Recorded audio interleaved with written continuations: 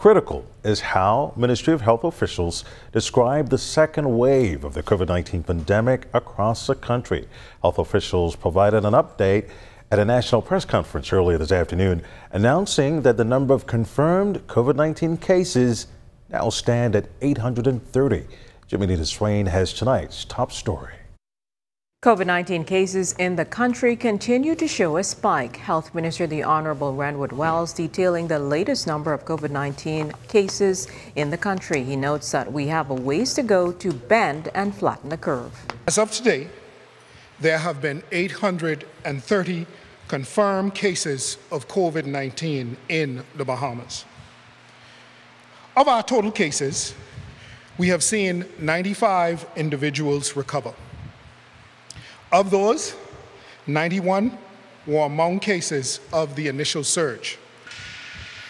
In order to be declared recovered, 3 negative tests are required. Currently, there are 719 active cases of COVID-19, including 30 in hospital.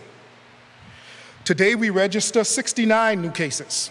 So far, 14 people have died as a result of COVID-19, 3 in the latest wave. Health Minister Wells says the country should brace for more deaths. The cases throughout the country show that New Providence has now surpassed Grand Bahama in terms of cases. And by our dashboard, the total positive COVID-19 cases include 379 in New Providence, 367 in Grand Bahama, 34 cases in Bimini, inclusive of Cat Key, 28 cases in Abaco, 10 cases in the Berry Islands, 3 in Cat Island, and 3 in Exuma.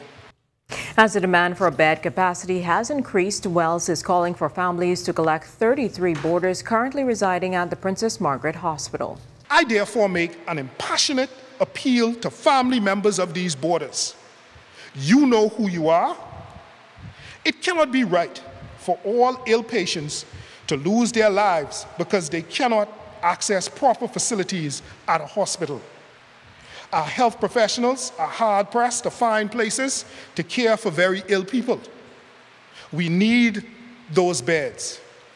So please, please, help us to help you. Health officials also addressed personal protective equipment supply levels as union leaders claim the lack of such is the reason for staff members walking off the job. The Prime Minister has committed to meeting with the unions every 2 weeks for us to be able to sort out our issues with our frontline workers. And again, I want to reiterate, the PPEs are there. The personal protective equipment is available. At least 30 health workers have been impacted in the second wave. Chief Medical Officer Dr. Pearl McMillan revealed a challenge with data management and collection that's now being addressed. SharePoint, an electronic data capture platform, has been incorporated into our processes. In just 2 days, 50% of contacts have been engaged and entered into this digital platform. Meantime, health officials advise the public to continue to wear face masks and follow the prescribed protocols to slow community spread at this critical point. Jimmy Swain, ZNS Network News.